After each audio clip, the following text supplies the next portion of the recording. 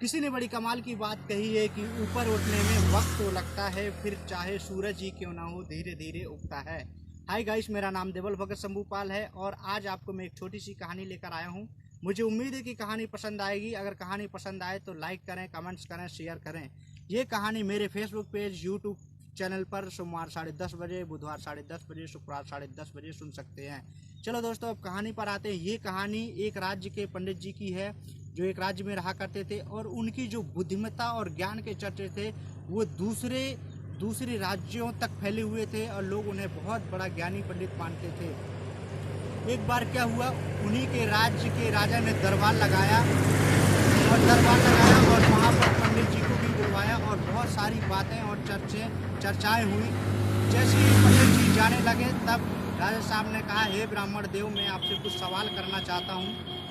तब पंडित जी कहने लगे, जी राजा साहब पूछिए। तो बोले, जो आपकी बुद्धिमत्ता के चर्चे हैं वो तो बहुत दूर दूर तक फैले हुए हैं और आप बहुत बड़े ज्ञानी पंडित हैं। इस बात को हम भी मानते हैं, पूरे लोग मानते हैं। पर जो आपका बेटा है ना, वो बड़ा मूर्ख है। तब इस बात को पंडित जी को गुस्सा आया और पूछने लगे, ऐसा उन्होंने क्या कर दिया है जो मूर्ख है। तब राजा साहब ने कहा, जो आपका बेटा है उसे तो सोने और चांदी में क्या मूल्यवान है उसे तो यही पता नहीं है। जैसे ही उन्होंने ये बात बोली तो जो दरबार के सभी लोग बैठे हुए थे वो हंसने लगे और वहाँ पंडित जी की खिल्लियाँ उड़ने लगी। पंडित जी को बड़ा गुस्सा आया और वो गुस्से में होकर वहाँ से चले आए, कुछ नहीं बोले। और जैसे ही घर आते हैं तो उनका जो बेटा होता है उनके लिए जल लेकर आता है और गिलास में जल रखता है, बोलता है, पिताजी आप जल ग्रहण कर लीजिए। तो वो बड़े गुस्से में होते हैं और अपने बेटे से कहते हैं, बेटा इस जेल को साइड में रख दो और मेरे एक सवाल का जवाब दो। बेटा, सोने और चांदी में क्या मूल्यवान है। तो बेटा फटाक से जवाब देता है कि सोना। तो बोला, पंडित जी कहते हैं, बेटा उत्तर तो सही है, पर राजा साहब ये क्यों बोल रहे थे कि तुम्हारे बेटे को तो सोने और चांदी में क्या मूल्यवान है यही पता नहीं और तुम्हारा बेटा मूर्ख है। तब बेटा सारी बात समझ गया और कहा, पिताजी आप बैठो, मेरे पास बैठिए, मैं आपको सारी बात समझाता हूँ। और उन्हें बैठाया और कहने लगा, पिताजी जब मैं सुबह मॉर्निंग में स्कूल के लिए निकलता हूँ पढ़ने के लिए, तब राजा साहब खुले में दरबार लगाते हैं और वहाँ पर और सारे लोग, प्रतिष्ठित लोग भी बैठे हुए होते हैं। वहाँ पर मुझे भी बुलाते हैं, कहते हैं, बेटा इधर आओ।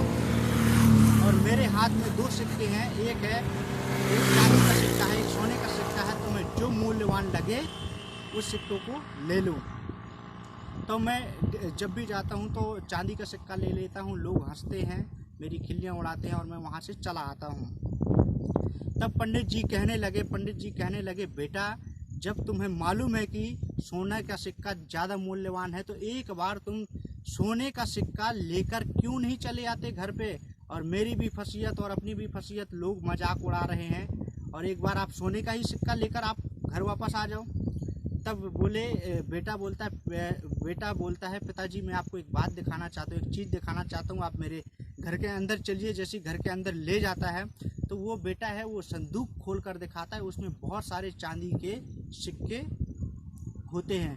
तब पंडित जी पूछने लगते हैं कि बेटा इतने सारे सिक्के कैसे आए। तो बोलते हैं, यही तो डेली हो रहा है, हर दूसरे दिन राजा साहब दरबार लगाते हैं और यही गेम मेरे साथ खेला जाता है। और राजा साहब बुलाते हैं कि बेटा मेरे एक हाथ में सोने का सिक्का है, एक हाथ में चांदी का सिक्का है, जो तुम्हें मूल्यवान लगे ले लो। और मैं जब भी जाता हूँ तो चांदी का सिक्का लेकर वापस आ जाता हूँ, लोग मेरी मजाक उड़ाते हैं और मैं घर वापस आ जाता हूँ। क्योंकि जिस दिन मैंने सोने का सिक्का लेकर वापस आ गया उस दिन राजा साहब ये खेल बंद कर देंगे और मेरे पास इतने सारे सिक्के नहीं आते। इसीलिए आज ये जो संदूक है पूरे सिक्कों में भर गया है। तो पंडित जी तो ये सारी बात समझ गए, पर उन्हें पूरी दुनिया को बताना था तो अपने बेटे को राजा साहब के दरबार में लेकर गए और वहाँ पर बेटे ने सारी बात राजा साहब को बताई कि राजा साहब, मैं जब भी तुम दरबार लगाते थे तो मैं डेली जो भी था तो मैं जो चांदी का सिक्का था इसलिए डेली उठाता था, सोने का क्यों नहीं उठाता था, क्योंकि मुझे जो चांदी के सिक्के थे वो मुझे बहुत सारे चाहिए थे, इसलिए मैं डेली चांदी का सिक्का लेकर वापस चला जाता था और आप लोग और सारे लोग मेरी खिल्लियाँ उड़ाते थे। पर जिस दिन मैंने अगर सोने का सिक्का उठा लेता तो आप खेल उसी दिन से बंद कर देते। तो ये बात सुनकर राजा साहब बहुत खुशी हुए और उन्हें उनकी बातें बहुत अच्छी लगीं और उन्होंने अपने राज्य से एक सोने के सिक्कों से भरा हुआ संदूक मंगाया और पंडित जी के बेटे को सौंप दी और कहा कि तुम हो असली बुद्धिमान। तो दोस्तों ये छोटी सी कहानी बहुत अच्छी है, मज़ेदार है और बहुत कुछ सिखाती है कि अपने सामर्थ्य का जो है दिखावा ना करें, क्योंकि जब वक्त आएगा तो सारी दुनिया देखेगी कि आप कितने ताकतवर हो और आपके अंदर कितना ज्ञान है, आपके अंदर कितनी बुद्धि है। कहीं भी संघर्ष कर रहे हैं, कोई भी दिमाग में अगर कोई ख्याल आ रहा है, कुछ भी आ रहा है तो इस बात को, ख्याल को दिमाग से निकाल दीजिए। आप संघर्ष करते रहिए।